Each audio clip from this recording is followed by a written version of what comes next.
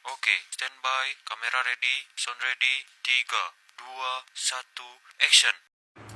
Assalamualaikum warahmatullahi wabarakatuh. Pertama-tama marilah kita panjatkan puji syukur kehadiran Allah Subhanahu wa taala atas segala nikmat yang telah diberikannya kepada kita. Hanya karena rahmatnya kita bisa bersama-sama menuntut ilmu dan mendengarkan kebaikan. Sebelumnya perkenalkan, saya Aulia Az-Zahra, mahasiswa Psikologi Universitas Islam Negeri Raden Fatah, Palembang. Yang saya hormati Ibu Melisa Paulina MPsi selaku dosen pengampu mata kuliah Islam dan Kesehatan Mental, dan teman-teman yang berbahagia. Pada kesempatan kali ini izinkan saya menyampaikan materi tentang depresi dalam kacamata psikologi dan Islam dalam membangun kekuatan jiwa dari ujian hidup. Teman-teman sekalian, belakangan ini pasti kita sering banget dengar istilah kesehatan mental. Nah, mungkin ada yang masih ngerasa asing, padahal kesehatan mental itu sama pentingnya loh sama kesehatan fisik kita. Kalau badan kita sakit, jiwa kita juga bisa ikutan sakit. Dan salah satu sakit jiwa yang banyak banget kejadiannya, tapi sering disalahpahami itu namanya adalah depresi. Nah, depresi ini bukan hanya sekedar bete, galau, atau sedih sesaat gara-gara putus cinta. Bukan ya, tetapi depresi itu penyakit yang serius yang bisa bikin hidup kita terasa gelap, hilang semangat, bahkan bisa bikin kita sampai gak pengen buat ngapa-ngapain. Nah, hari ini kita akan membahas topik ini bareng-bareng. Kita coba lihat dari kacamata ilmu psikologi modern nih, tapi juga kita sandingkan dengan petunjuk dari Al-Quran kita. Terus, bagaimana sih caranya biar kita bisa sabar dan bangkit dari situasi seperti itu? Yuk kita bahas. Contohnya coba deh, kita bayangin misalnya ada seorang ibu-ibu bernama Fatimah. Usia beliau sekitar 40 tahunan. Ia seorang ibu rumah tangga yang biasa. Beberapa waktu lalu beliau dapat cobaan berat banget.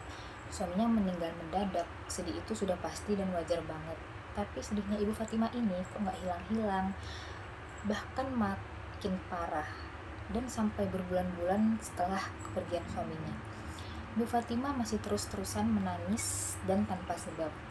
Dulu beliau ini adalah orang yang aktif banget di lingkungan tempat tinggalnya, teman-teman.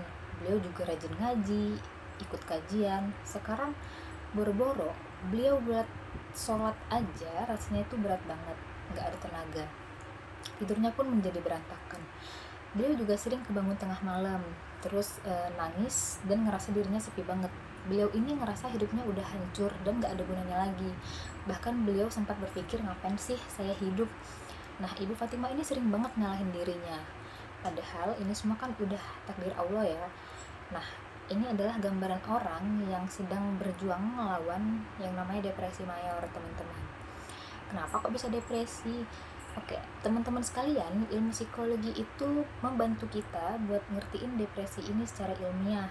Nah, salah satu teori yang terkenal itu namanya ada teori kognitif perilaku atau CBT dari Bapak Aaron Beck. Nah, gini simpelnya, depresi itu sering muncul gara-gara cara kita berpikir yang udah gak benar, alias kita sering berpikir negatif terus, teman-teman. Nah, si Ibu Fatimah ini tadi ibarat dia lagi pakai kacamata hitam pas lihat dunia. Jadi dia ngelihat dirinya sendiri itu gak ada gunanya di dunia ini, dan dunia ini gak adil buat dirinya. Pikiran-pikiran negatif ini kayak saya udah hancur tanpa suami saya, semua ini gara-gara saya, atau nggak akan ada lagi yang bisa bikin saya bahagia di dunia ini. Itu semua namanya distori kognitif, atau belum tentu benar, tapi pikiran-pikiran ini tuh ngerasa nyata banget buat orang yang sedang mengalaminya. Nah, pikiran-pikiran yang kotor ini bikin emosi kita tuh jadi ikutan kotor juga, teman-teman. Seperti sedih, putus asa, marah. Terus tingkah laku kita itu jadi nggak bener juga. Kita jadi suka menyendiri, kita jadi malas beribadah, dan nggak peduli sama diri kita sendiri. Kayak Ibu Fatimah tadi. Jadi dia ngurung diri dia. Makin dia nggak dapat semangat dari luar, jadi deh lingkaran setan depresi ini makin kuat mengikat diri beliau. Terus gimana Islam melihat masalah kayak gini? Baik, Islam itu agama yang sangat sempurna, teman-teman. Gak cuma ngatur kita buat sholat, ngatur kita buat puasa, zakat, atau gimana cara kita bergaul, tapi juga ngasih petunjuk buat kita untuk menjaga jiwa kita. Al-Quran itu kan firman Allah ya, sumber ketenangan dan obat buat hati kita. Nah, Allah Subhanahu wa taala itu pernah bilang di dalam surat Al-Baqarah ayat 153 yang artinya, wahai orang-orang yang beriman, mohonlah pertolongan kepada Allah dengan sabar dan sholat. Sungguh Allah beserta orang-orang yang sabar. Nah, ayat ini mengajarkan kita, sabar ini bukan hanya diam saja dan menerima nasib. Sabar itu aktif. Sabar itu nahan diri kita untuk mengeluh, menghadapi cobaan dengan hati yang lapang, dan tetap istiqomah di jalan Allah. Bareng dengan sabar, ada juga yang namanya sholat. Sholat itu kan ibarat kita tuh lagi ngobrol langsung sama Allah ya, yang nyiptain kita. Nah, di situ ada ketenangan yang nggak bakal kita dapetin dari tempat lain. Buat Ibu Fatimah dan buat kita semua nih teman-teman, ini nih kunci pertama kita, yaitu sabar dan balik lagi buat sholat. Nah, terus soal putus asa, syaitan itu kan senang banget ya kalau lihat umat manusia itu putus asa. Dia mau kita menyerah, tapi Allah Subhanahu wa taala itu dengan sayangnya melarang kita keras buat putus asa. Kayak di surat Az-Zumar ayat 53, dengan arti, wahai hamba-hambaku yang melampaui batas terhadap diri mereka sendiri, janganlah kamu berputus asa dari rahmat Allah. Sesungguhnya Allah itu Maha Pengampuni dosa-dosa semuanya. Sungguh Dialah yang Maha Pengampun, Maha Penyayang. Nah, ini nih kayak lampu mercusuar di tengah badai. Sekelam apapun hidup kita, segede apapun masalah yang menimpa diri kita, pintu rahmat Allah itu selalu terbuka lebar. Nah, ini obat paling manjur buat pikiran negatif Ibu Fatimah yang ngerasa dirinya udah gak ada guna atau hidupnya udah hancur. Nah, buat hati yang lagi gelisah, Al-Quran itu ngasih resep nih yang paling ampuh, yaitu ada di surat Ar-Ra'd ayat 28, yaitu orang-orang yang beriman dan hati mereka menjadi tentram dengan mengingat Allah. Ingatlah, hanya dengan mengingat Allah hati kita menjadi tentram. Zikir, ingat Allah, itu terapi jiwa yang paling top teman-teman.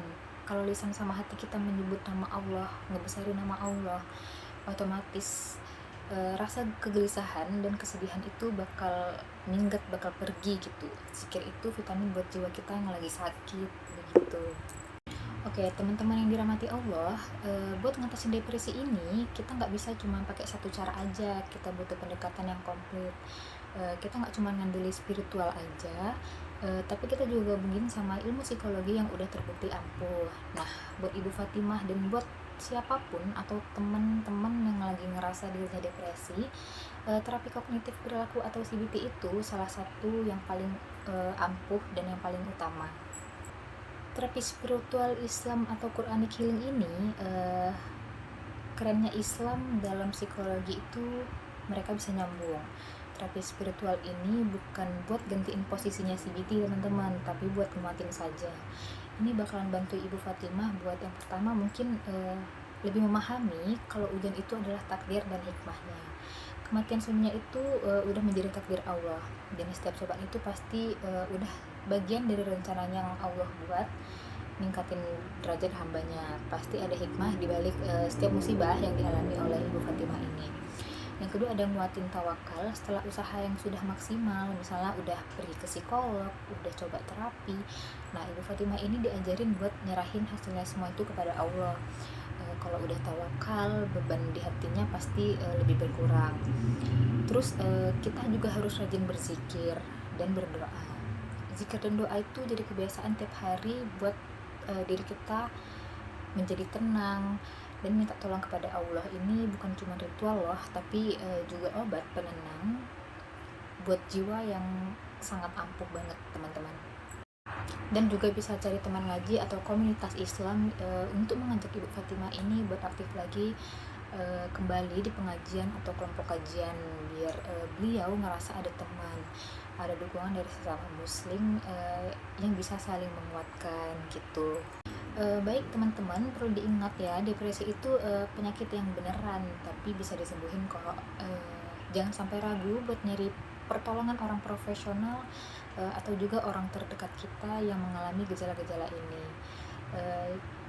Cari dokter atau psikolog itu bukan berarti kita lemah ya imannya teman-teman, tapi itu bagian dari usaha kita sebagai hambanya Allah.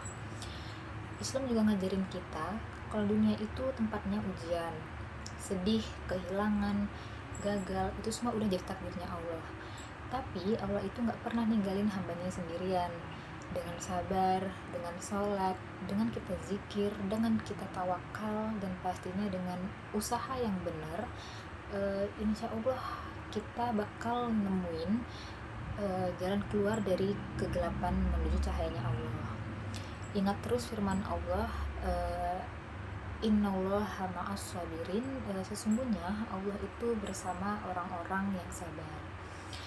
Semoga Allah selalu ngasih kita kekuatan, kesabaran, dan ketenangan hati buat ngadepin setiap cobaan masalah yang ada di hidup kita. Semoga kita semua selalu dalam lindungan dan rahmatnya Allah. Amin amin ya rabbal alamin. Rabbana atina fid dunya hasanah wa fil akhirati hasanah wa qina azabannar. Saya akhiri, mohon maaf apabila ada kesalahan kata atau penyampaian dari diri saya. Subhanakallah wa bihamdika asyhadu an la ilaha illa anta astaghfiruka wa atubu ilaik. Wassalamualaikum warahmatullahi wabarakatuh.